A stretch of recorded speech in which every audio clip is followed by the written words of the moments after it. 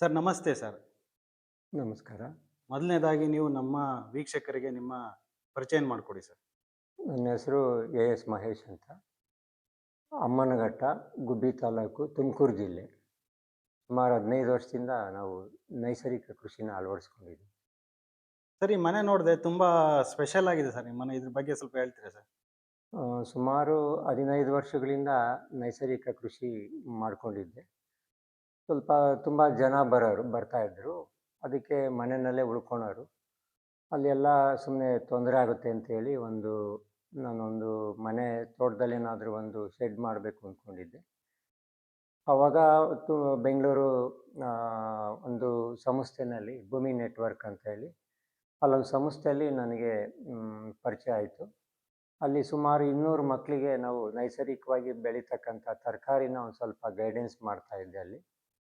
ಹಾಗಾಗಿ ನಾನು ಹೊರಗಡೆ ಜನಗಳಿಗೆಲ್ಲ ಅವೇರ್ನೆಸ್ ಕ್ರಿಯೇಟ್ ಮಾಡೋದು ಮತ್ತು ತರಬೇತಿಗಳು ಕೊಡೋದು, ಅವರಿಗೆಲ್ಲ ನೈಸರ್ಗಿಕ ಕೃಷಿ ಬಗ್ಗೆ ಒಂದು ತಿಳುವಳಿಕೆನ ಕೊಟ್ಕೊಂಡು ಬರಬೇಕಾದ್ರೆ ಅವರೊಂದು ಗುರುತಿಸಿ ನನಗೆ ಒಂದು ಅವಾರ್ಡ್ ಫಿಕ್ಸ್ ಮಾಡ್ತು. ಆ ಅವಾರ್ಡಲ್ಲಿ ನನಗೆ ಈ ಮನೆ ಕಟ್ಟಿದ್ದು ಒಂದು ಮೀಟಿಂಗ್ ಹಾಲ್ ಮಾಡಬೇಕು ಅಂತ ಇತ್ತು. ಅದು ಕಾನ್ಸೆಪ್ಟ್ ಏನಾಯಿತು ಅಂದರೆ, ಬರೀ ನಾವು ಸಿಮೆಂಟು, ಕಬ್ಬಣ ತಗೊಂಡು ಬಿಲ್ಡಿಂಗ್ ಮಾಡೋದಕ್ಕಿಂತ ಮೂಲ ಏನಿತ್ತು ನಮ್ಮ ಹಿರಿಯವರು ಮಾಡ್ತಿರ್ತಕ್ಕಂಥ ಪದ್ಧತಿನಲ್ಲಿ ಮತ್ತು ನಿಸರ್ಗದ ಜೊತೆಯಲ್ಲಿ ನಾವು ವಸ್ತುಗಳನ್ನ ತಗೊಂಡು ನಿಸರ್ಗಕ್ಕೆ ಹಾಳು ಮಾಡ್ದಲೇ ಒಂದು ರೀತಿಯಿಂದ ಒಂದು ಮನೆ ಮಾಡಬೇಕು ಅಂದ್ಕೊಂಡು ಆವಾಗ ಸುಮಾರು ಹೊರಗಡೆ ಎಲ್ಲ ನೋಡ್ದಲ್ಲಿ ಹಳ್ಳಿನಲ್ಲಿ ಸುಮಾರು 120 ವರ್ಷದ ಮನೆಗಳು ನೋಡ್ತಾ ಬಂದೆ.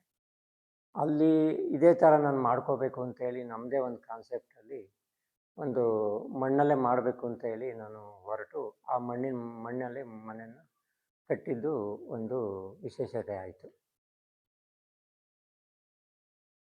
ಸರ್ ಇದೇನೋ ಟ್ರೈನಿಂಗ್ ಬಗ್ಗೆ ಎಲ್ಲ ಬೋರ್ಡ್ ಹಾಕಿದ್ರೆ ಇದ್ರ ಬಗ್ಗೆ ಹೇಳಿ ಸರ್.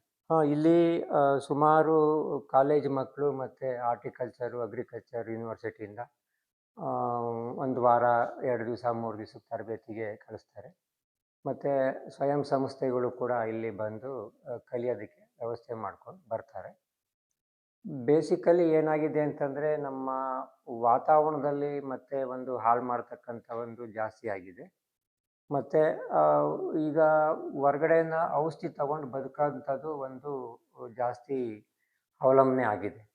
ಅದಕ್ಕೆ ನಾವು ಯಾವುದೇ ರೀತಿ ಒಂದು ಔಷಧಿಗಳನ್ನ ತಗೊಂಡಲ್ಲೇ ಬದುಕೋದನ್ನ ಯಾವ ಥರ ಅಂಥೇಳಿ, ಮತ್ತು ನಿಸರ್ಗದಲ್ಲಿ ಸಿಗ್ತಕ್ಕಂಥ ವಸ್ತುಗಳನ್ನ ತಗೊಂಡು ನಾವು ಯಾವ ಥರ ಜೀವನ ಮಾಡ್ಬೋದು, ಮತ್ತು ನಿಸರ್ಗದಲ್ಲಿ ಜೊತೆಯಲ್ಲಿ ಮರ, ಗಿಡ, ಪ್ರಾಣಿ, ಪಕ್ಷಿಗಳ ಜೊತೆಯಲ್ಲಿ ಬದುಕೋದನ್ನ ಯಾವ ಥರ ಅಂಥೇಳಿ ಒಂದು ಮಕ್ಕಳಿಗೆ ಅದನ್ನು ಕಲಿಸ್ತಾ ಬರ್ತಾ ಇರ್ತೀವಿ. ಉದಾಹರಣೆಗೆ ಹೇಳಬೇಕು ಅಂದರೆ, ನಾವು ಬೆಳಿಗ್ಗೆ ಎದ್ದ ತಕ್ಷಣ ನಾವು ಪೇಸ್ಟು ಮತ್ತು ಬ್ರಷ್ಗೆ ಅವಲಂಬನೆ ಆಗಿದ್ದೀವಿ. ಅದನ್ನು ಬಿಟ್ಟು ಬದುಕ್ಬೋದಾ ಅಂತೇಳಿ ನಾವು ಪ್ರಯೋಗವಾಗಿ ಮಕ್ಕಳಿಗೆ ಹೇಳ್ಕೊಡ್ತಾ ಬರ್ತೀವಿ. ಬೆಳಿಗ್ಗೆ ಎದ್ದ ತಕ್ಷಣ ನಾವು ಹಿರಿಯವರು ಯಾವುದರಲ್ಲಿ ಹಲ್ಲುಗಳು ನಾವು ಸ್ವಚ್ಛ ಮಾಡ್ತಾಯಿದ್ರು, ಯಂತ್ರ ಸ್ವಚ್ಛ ಮಾಡ್ತಾಯಿದ್ರು, ಅದನ್ನು ಮಕ್ಕಳಿಗೆ ನಾವು ವಿವರಣವಾಗಿ ತಿಳಿಸ್ತಾ ಬರ್ತಾ ಇರ್ತೀವಿ. Okay. Okay. Okay. So, in fact, when we reached here, we got to know much more things than what we already know, because here we live without a medicine.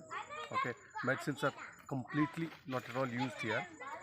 Uh, just to give an example, we started a day wherein I was brushing with paste and brush. So Mahesh sir told not to use that one. In fact, it's going to harm body. So they suggested use a neem tree, this one, and like that we can avoid, we can take all these medicinal plants are here, surrounded by medicinal plant. We can use those things and live without taking medicines, English medicine or even Ayurvedic also, for some matter. We can live all these things with the nature. Naturally we can live. Finally, it's very amazing. It's very nice, and all are full enjoyed. Very good. ಆಮೇಲೆ ಈ soap, ಶಾಂಪುಗಳನ್ನ ಬಿಟ್ಟು ಬದುಕೋದು ಹೆಂಗೆ, ಅಷ್ಟು ನಾವು ಪ್ರಯೋಗ ಮಾಡಿದ್ದೀವಿ. ಅದ್ರ ಮುಖಾಂತರ ಬೇರೆಯವ್ರಿಗೆ ನಾವು ಹೇಳೋದಕ್ಕೆ ಒಂದು ಮಾರ್ಗ ಆಗಿದೆ. ಮತ್ತು ಸೋಪು, ಶಾಂಪು ಬಿಟ್ಟು ಬದುಕೋದು ಹೇಗೆ, ಮತ್ತು ಆಹಾರದಲ್ಲಿ ಸ್ಥಳೀಯವಾಗಿ ಸಿಗ್ತಕ್ಕಂಥ ಆಹಾರ ಪದ್ಧತಿಗಳು ಮತ್ತು ಸ್ಥಳೀಯವಾಗಿ ಸಿಗ್ತಕ್ಕಂಥ ಹಣ್ಣುಗಳು, ಸೊಪ್ಪುಗಳು ಇದನ್ನು ತಗೊಂಡು ನಾವು ಆಹಾರನ ಕಾಯಿಲೆಗಳು ಬರ್ದಂಗೆ ಯಾವ ಥರ ನಾವು ಆಹಾರಗಳ್ನ ತಯಾರು ಮಾಡ್ಕೋಬೋದು ಮತ್ತು ಬಳಸ್ಕೋಬೋದು ಪ್ರಕೃತಿಲಿ ಸಿಗ್ತಕ್ಕಂಥದ್ದನ್ನ, ಅದನ್ನು ನಾವು ಮಕ್ಕಳಿಗೆ ಹೇಳ್ತಾ ಬರ್ತೀವಿ.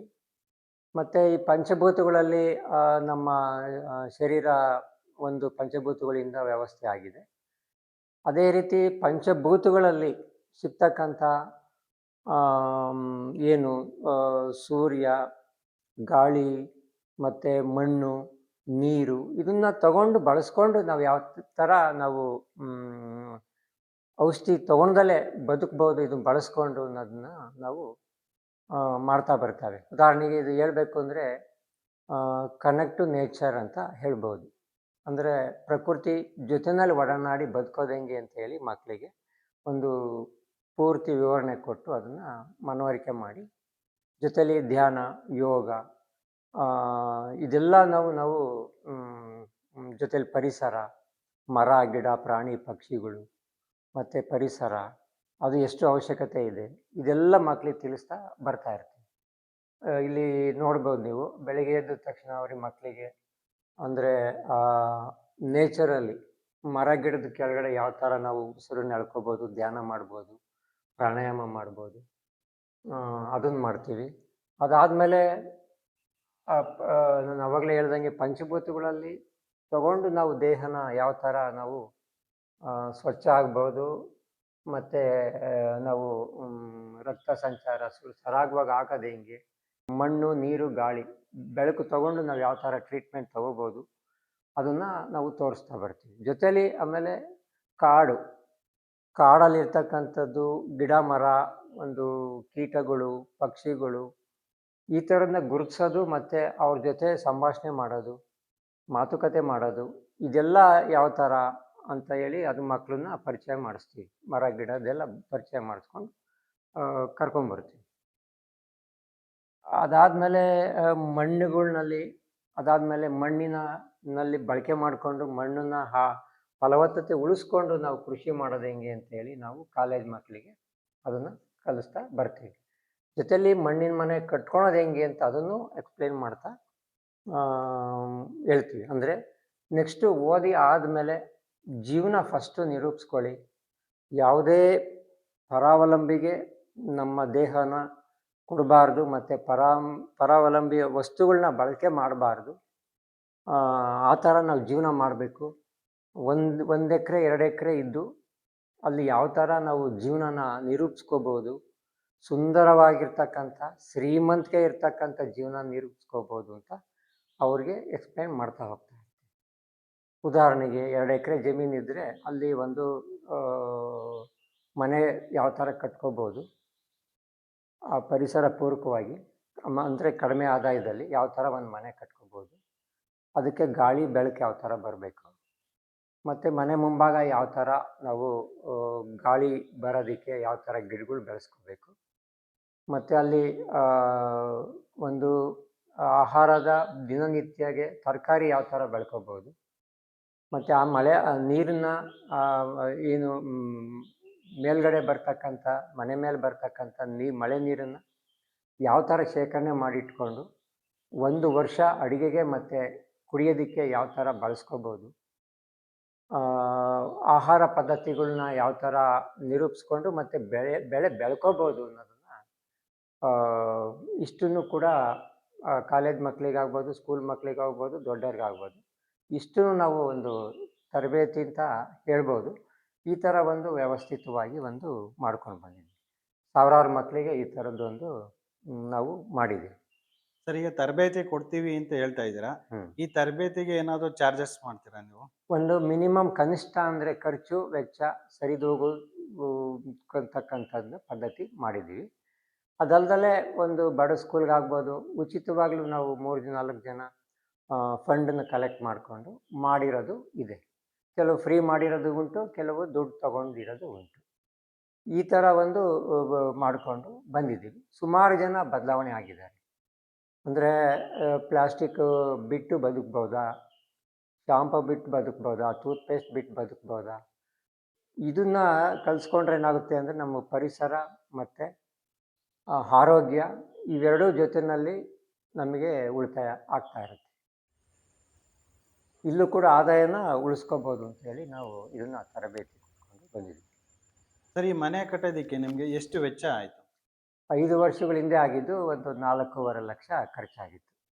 ಸರ್, ಈ ಮನೆಗೆ ಏನೇನೆಲ್ಲ ಮೆಟೀರಿಯಲ್ನ ನೀವು ಯೂಸ್ ಮಾಡಿದ್ದೀರಾ? ಅಂದರೆ ಮಣ್ಣು ಅಷ್ಟೇ ಜಾಸ್ತಿ ಬೇಕಾಗಿರೋದು. ಮಣ್ಣು ಮತ್ತು ಮರನೂ ಅಷ್ಟೇ ನೀಲಗಿರಿದ್ದೇ ಬಳಸ್ಕೊಂಡಿದ್ದೀವಿ ತೋಟದಲ್ಲಿರೋದು. ಡೋರ್ಗೆಲ್ಲ ಅಕೇಶಿಯದ್ದು ಬಳಸ್ಕೊಂಡಿದ್ದೀವಿ. ಮತ್ತು ಮೇಲ್ಗಡೆ ಹೆಂಚು ಕೂಡ ಹಳೇದೇ ತೊಗೊಂಡು ಅದನ್ನು ಪೇಂಟ್ ಮಾಡಿ ಬಳಸ್ಕೊಂಡಿದ್ದೀವಿ. ಕಬ್ಬಣ ಒಂದು ತೊಗೊಂಡಿದ್ದೀವಿ. ಮರ ಹಾಕ್ಬೋದಿತ್ತು, ಮತ್ತೆ ಪ್ರಾಬ್ಲಮ್ ಆಗುತ್ತೆ ಅಂತೇಳಿ ಕಬ್ಬಣ ಒಂದು ತೊಗೊಂಡು ಮಾಡ್ಕೊಂಡಿದ್ದೀವಿ. ಅಂದರೆ ಈ ಮನೆ ವಿಶೇಷತೆ ಏನು ಅಂದರೆ ಮಣ್ಣಿನ ಸಂಪರ್ಕ, ಒಳಗೆ ವಾಸ ಮಾಡ್ತಕ್ಕಂಥ ಮನುಷ್ಯನಿಗೆ ಸಂಪರ್ಕ ಇರುತ್ತೆ. ಬೇಸಿಗೆನಲ್ಲಿ ಹೊರಗಡೆಯಿಂದ ಬರ್ತಕ್ಕಂಥ ಬಿಸಿ ಗಾಳಿನ ತಡೆಗಟ್ಟೋ ಶಕ್ತಿ ಈ ಮಣ್ಣು ಗೋಡೆಗೆ ಇದೆ. ಚಳಿಗಾಲದಲ್ಲಿ ಗೋಡೆ ಮುಖಾಂತರ ಚಳಿ ಬರೋದನ್ನು ತಡೆಗಟ್ಟೋದನ್ನು ಇದೆ. ಏನು ಎ ಸಿ ಥರ ಅಂತ ಹೇಳ್ತೀವಲ್ಲ, ಅದು ಇದರಲ್ಲಿ ಈ ಮನೆಯಲ್ಲಿ ಒಂದು ವ್ಯವಸ್ಥಿತವಾಗಿ ಬ್ಯಾಲೆನ್ಸ್ ಮಾಡ್ತಾ ಹೋಗ್ತಾ ಇರುತ್ತೆ.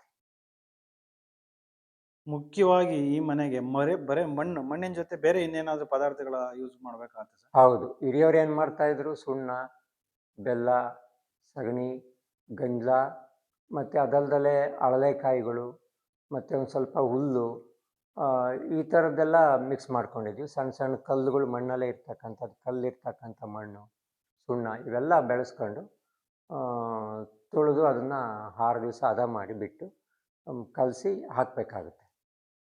ಸರ್, ಈ ಮನೆ ಕಟ್ಟೋದಕ್ಕೆ ನಿಮಗೆ ಟೋಟಲ್ ಆಗಿ ಎಷ್ಟು ದಿನಗಳ ಕಾಲ ಹಿಡೀತು? 1.5 ತಿಂಗಳಲ್ಲಿ ಮನೆ ಮುಗಿಸಿದ್ದಾಯಿತು. ಫೌಂಡೇಶನ್ ಮಾಡಿ 1 ತಿಂಗಳು ಬಿಟ್ಟು ಆಮೇಲೆ 2.5 ತಿಂಗಳಲ್ಲಿ ಪೂರ್ತಿ ಕಂಪ್ಲೀಟ್ ಆಗೋಗಿತ್ತು. ಸರ್, ಈ ಮನೆ ನೆಲನ ಯಾವ ರೀತಿ ನಿರ್ಮಿಸಿದ್ದೀರಾ ಸರ್ ಇದು? ಇದು ನಾವು ಹಿಂದಿನ ಕಾಲದಲ್ಲಿ ಏನು ಮಾಡ್ತಿದ್ರು, ಗಾರೆ ಹಾಕ್ತಾಯಿದ್ರು.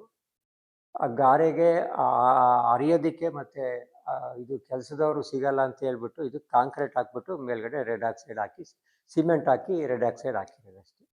ಹಾಗೆ 1 ವರ್ಷ ಬರೀ ಸಗಣಿ ಸಾರಿಸ್ಕೊಂಡಿದ್ವಿ. ಧೂಳಾಗೋದು ಮತ್ತು ಗೆದ್ಲು ಬಂದ್ಬಿಡುತ್ತೆ ಅಂತೇಳಿ ಆ ಥರದ್ದು ಕಾಂಕ್ರೀಟ್ ಹಾಕ್ಕೊಂಡ್ವಿ ಕೆಳಗಡೆ ಅಷ್ಟೇ. ಅಂದರೆ ಟ್ರೈನಿಂಗ್ ಬಂದವರೆಲ್ಲ ಈ ಮನೆಯಲ್ಲೇ ಉಳ್ಕೊತಾರೆ ನಿಮ್ಮಲ್ಲಿ? ಇಲ್ಲೇ ಉಳ್ಕೊಳ್ತಾರೆ. ಆಮೇಲೆ ಮಣ್ಣು ಪ್ಲಾಸ್ಟಿಂಗು ನಾವು ಮಣ್ಣಲ್ಲೇ ಮಾಡಿರೋದು, ಪ್ಲಾಸ್ಟಿಂಗ್ ಮಾತ್ರ. ಅದಕ್ಕೆಲ್ಲ ನಾರು ಎಲ್ಲ ಸೇರಿಸಿ ಬೆಲ್ಲ, ಅಳಲೆಕಾಯಿ, ಸಗಣಿ, ಗಂಜಲ ಇದೆಲ್ಲ ಸೇರಿಸಿ ಮಾಡಿರೋದು. ಹಾರ್ಟಿಕಲ್ಚರ್ ಇವರು ಸ್ಟೂಡೆಂಟ್ಗಳು ಉಳ್ಕೊಂಡಿದ್ರು.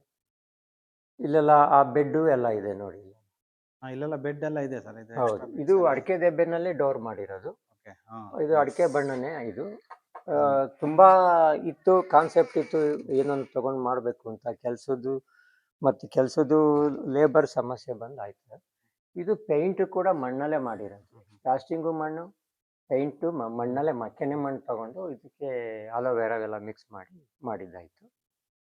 ಇಲ್ಲಿ 25 ಬೆಡ್ ಇರುತ್ತೆ. ಅದು ಪೇಂಟ್, ಅರಿಶಿನ ಮತ್ತು ಮಷೀನಲ್ಲಿ ತೊಗೊಂಡು ಮಾಡಿರೋದು. ಬೆಳಕು ಯಾವಾಗಲೂ ಸರಾಗವಾಗಿ ಇಷ್ಟು ಬರುತ್ತೆ. 25 ಬೆಡ್ ಇರುತ್ತೆ. ಮತ್ತು ಇದು ಟೆಂಟ್ಗಳೆಲ್ಲ ಇಟ್ಟಿದ್ದೀವಿ. ಟೆಂಟ್ ಹಾಕ್ಕೊಂಡು ಬೇಸಿಗೆನಲ್ಲಿ ಆಚೆ ಮಲಗ್ತಾರೆ. ಅಂದರೆ ಕಾನ್ಸೆಪ್ಟ್ ಏನು ಅಂದರೆ ಒಬ್ಬ ಮನುಷ್ಯ ಶ್ರೀಮಂತಿಕೆ ಹುಡುಕೋದು ಯಾವ ಥರ ಅಂತ ಹೇಳೋದಕ್ಕೆ ಒಂದು ಪ್ರಯೋಗ.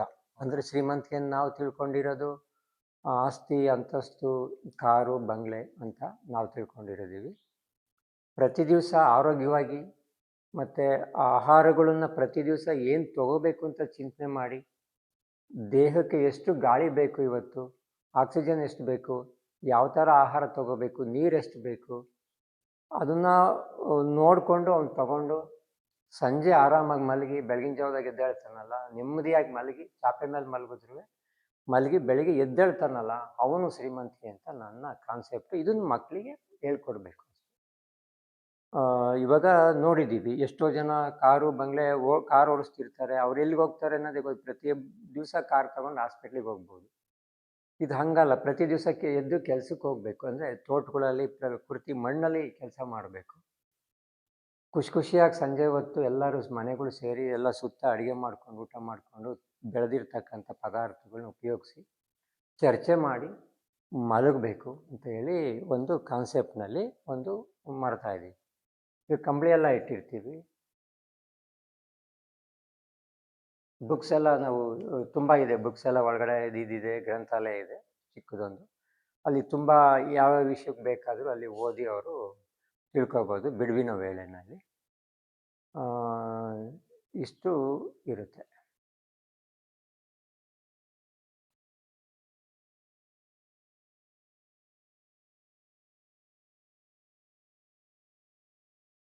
ಇದು ಹಾರ್ಟಿಕಲ್ಚರು ಹಿರಿಯೂರು ಕಾಲೇಜಲ್ಲಿ ಇಷ್ಟು ಮಕ್ಕಳು 30 ದಿವಸ ಇದ್ದರು. ಅವರೇ ಫೋಟೋ ಮಾಡಿ ಇಟ್ಟೋಗಿದ್ದಾರೆ.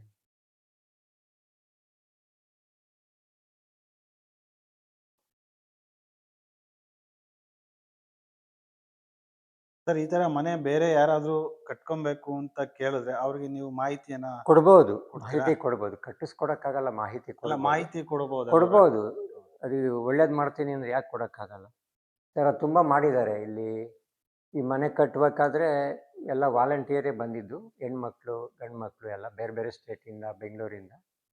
ಈ ಲೇಬರು ಲೋಕಲಲ್ಲಿ ಸಿಗೋದು ಕಷ್ಟ ಆಯಿತು.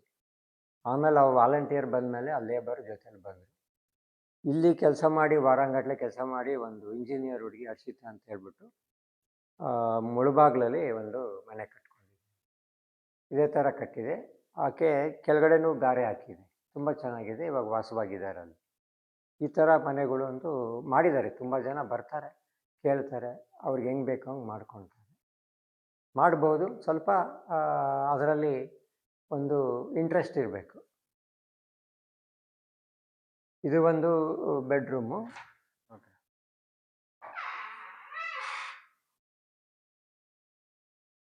ಇಲ್ಲಿ ಉಳ್ಕೊಂಡಿದ್ದಾರೆ, ಎಲ್ಲ ಟ್ರೈನಿಂಗ್ನವ್ರು ಇದ್ದಾರೆ, ಊರಿಗೆ ಹೋಗಿದ್ದಾರೆ. ಈ ಥರದ್ದೆಲ್ಲ ಅವ್ರ ಕಾನ್ಸೆಪ್ಟ್ ಇರುತ್ತೆ. ಫುಕನ ಬುಕ್ ಓದೋದು, ಈ ಥರದ್ದೆಲ್ಲ ಕೊಡ್ತೀವಿ. ಫಸ್ಟ್ ಅದು ಆ ಥರನೇ ತಲೆ ಕೆಡಿಸ್ಕೊಂಡು ಬರ್ತಾ ಇರ್ತಾರೆ. ಪೇಸ್ಟ್ ಆಗಲಿ ಯಾವುದೂ ಇಲ್ಲಿ ಉಪಯೋಗಿಸಂಗಿಲ್ಲ, ಸೋಪ್ ಇಲ್ಲ, ಶಾಂಪು ಇಲ್ಲ, ಯಾವ ಥರದ್ದು ಉಪಯೋಗಿಸಂಗಿಲ್ಲ. ಮತ್ತು ಇಲ್ಲೇ ಅವರು ಅಡುಗೆಗಳು ಇಲ್ಲೇ ಮಾಡ್ಕೊತಾರೆ. ಜಾಸ್ತಿ ಜನ ಇದೆ. ಇಲ್ಲಿ ಒಳಕಲ್ಲೆಲ್ಲ ಇಟ್ಟಿರ್ತೀವಿ.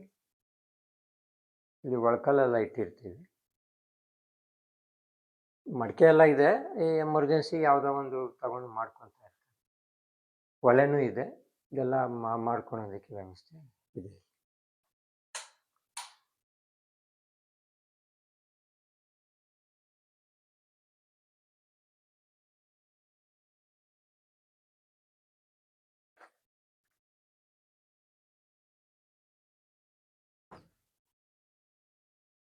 ಇದೆಲ್ಲ ಹಳೆ ಕಾಲದಲ್ಲಿ ಧಾನ್ಯಗಳು ಶೇಖರಣೆ ಮಾಡ್ತಾಯಿದ್ರು. ಇದೆಲ್ಲ ಮಕ್ಕಳಿಗೋಸ್ಕರ ತೋರ್ಸೋದಕ್ಕೆ ಹುಡುಕಿ ತಂದು ಅವರೆಲ್ಲ ಪೇಂಟಿಂಗ್ ಮಾಡಿ ಇಟ್ಟೋಗಿದ್ದಾರೆ ಕಾಲೇಜ್ ಮಕ್ಕಳು. ಇದೆಲ್ಲ ಬಂದು ಹೆಣ್ಮಕ್ಳೇ ಇದೆಲ್ಲ ಕಟ್ಟಬೇಕಾದ್ರೆ ಬಂದು ಈ ಥರ ಬೇರು ಮರ ಈ ಥರದ್ದೆಲ್ಲ ಕಾನ್ಸೆಪ್ಟು ಮಾಡಿ ಇಟ್ಟೋಗಿದ್ದಾರೆ.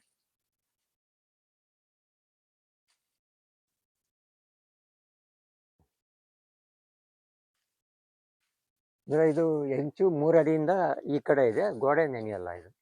ಅಂದ್ರೆ ಗೋಡೆ ನೀರ್ ಬಿದ್ದು ಯಾವುದೇ ತೇವಾಂಶ ತಗೊಳೋದಿಲ್ಲ. ಗೋಡೆ ತಗೊಳಲ್ಲ. ಅಡಿ ಆಚೆ ಬಿದ್ದರೂ ಇರುತ್ತೆ. ಕೆಳಗಡೆ ಒಳಗಡೆ ಇಳಿಬಾರ್ದು, ಕೆಳಗಡೆ ಬಿದ್ದು ಹೋಗ್ಬೇಕು. ಆ ಥರ ಇರಬೇಕು. ಮಳೆ ಹನಿ ನೀರು ಬೀಳ್ಬಾರ್ದು ಗೋಡೆಗೆ. ಹೌದೌದು. ಅವಾಗ ಲೈಫ್ ಜಾಸ್ತಿ ಬರುತ್ತೆ. ಹೌದೌದು. ನೋಡಿ, ಇದು ಒಂದೇ ಒಂದು ಜೋಬಲ್ಲಿ ಬಿದ್ದುಟ್ಟಿರ್ತಕ್ಕಂಥ ಗಿಡ. ಇದು ಮೀಟ್ರ್ ಅಲಸಂಡೆ ಅಂತ. ಇದು ಸುಮಾರು 106 ಕಾಯಿ ಬಿಟ್ಟಿದೆ. ನೋಡಿ ಎಷ್ಟಿದೆ ನೋಡಿ. ಮೀಟ್ರ್ ಇರುತ್ತೆ. ಮೀಟ್ರ್ ಹೆಚ್ಚು ಕಮ್ಮಿ ಇರುತ್ತೆ. 2 ಅಡಿ ಇರುತ್ತೆ. ಹೌದು. ಇದು ಈ ಬೀಜದ ಕಾನ್ಸೆಪ್ಟ್ ಇರೋರು ಮಾರಾಟ ಮಾಡ್ತೀನಿ ಅಂದರೆ ಒಂದು ಕಾಯಿ 20 ರೂಪಾಯಿ ಮಾರ್ಬೋದು. ಓಕೆ. ಹೆಂಗೆ ಅಂದರೆ ಬೀಜಗಳು ಮಾಡಿ ಒಂದು ಪ್ಯಾಕೆಟ್ ಮಾಡಿದ್ರೆ 20 ರೂಪಾಯಿ ಒಂದು ಕಾಯಿ ಮಾರ್ಬೋದು. ಒಂದು ಕಾಯಿನಲ್ಲಿ 20 ರೂಪಾಯಿ. ಒಂದು ಗಿಡದಲ್ಲಿ 400 ರೂಪಾಯಿ ಮಾಡ್ಬೋದು. ಸುಮಾರು ಬಿಡ್ತಾನೆ ಇದೆ. ಸುಮಾರು ತಿಂದಿದ್ವಿ, ಬೀಜಗಳು ಮಾಡ್ತಾ ಇದೀವಿ ಇವಾಗ. ಇದು ಮೀಟ್ರ್ ಅಲಸಂಡೆ ಅಂತ. ನೋಡಿ ಎಷ್ಟು ಬಿಡ್ತಾ ಇದೆ. ಇವಾಗ ಕಡಿಮೆ ಆಗಿದೆ ನೋಡಿ. ಈ ಚಳಿಗಾಲದಲ್ಲೂ ಬಿಡ್ತಾ ಇದೆ. ಹೌದು. ಅಷ್ಟು ಬಿಡುತ್ತೆ. ಅಂದರೆ ಬೀನ್ಸ್ ಆಲ್ಟರ್ನೇಟು ಇದು ಬರುತ್ತೆ, ತರಕಾರಿ ಬರುತ್ತೆ.